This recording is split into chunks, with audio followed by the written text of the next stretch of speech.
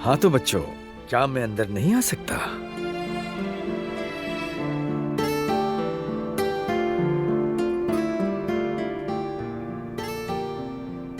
ऐसी कोई बात नहीं, हमारे दरवाजे सबके लिए खुले हैं, आइए। मैं यहाँ पर बैठना चाहूंगा। आइए। बहुत शुक्रिया।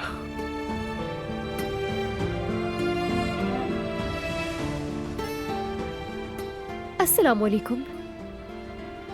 वालेकुम अस्सलाम। मेन्यू टेबल पर रखा है, वहां से देख सकते हैं।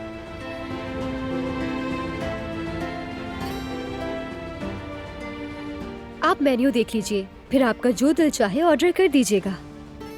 जरूर।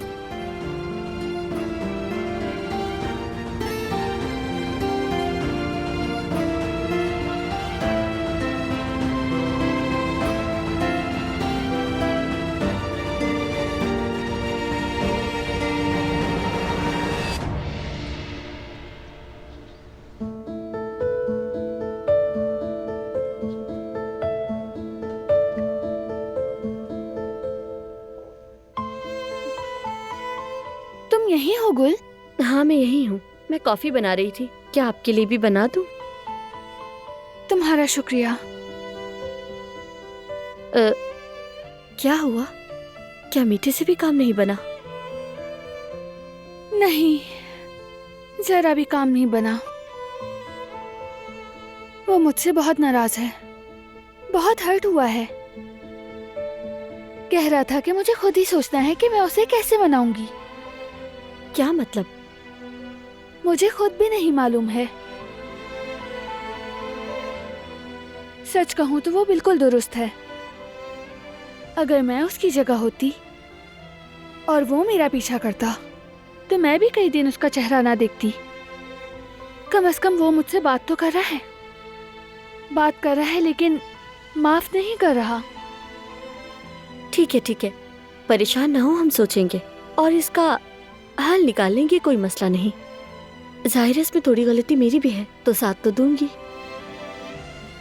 शुक्रिया गुल, उम्मीद है कि ऐसा ही हो। जरूर।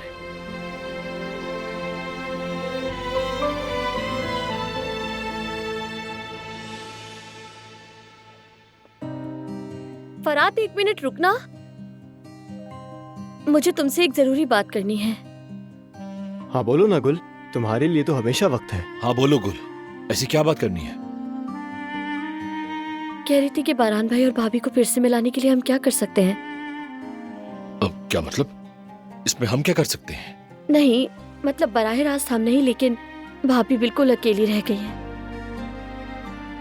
बहुत सोचती है मगर कोई हल नहीं निकलता। भाई नहीं मान रहे हैं ना? ऐसा ही है, भाभी को खुद ही रास्ता ढूंढना होगा कि उन्हें कैसे मनाए। यानी उन्होंने कहा है। या अल्लाह, आखिर बारान भाई चाहते क्या है? ये तो वो खुद जानते हैं और अल्लाह जानता है। फिर भी हम सोचते हैं इस बारे में। यानी अगर हम लोगों को कोई आइडिया आया तो मिलकर कुछ ना कुछ करेंगे हम। ठीक है, मैं तैयार हूँ। जान है तो फिर कैसा गम? ये काम हम संभाल लेंगे, फिक्र मत करो गुल। आशिकों को मिलवाना हमारा फन है।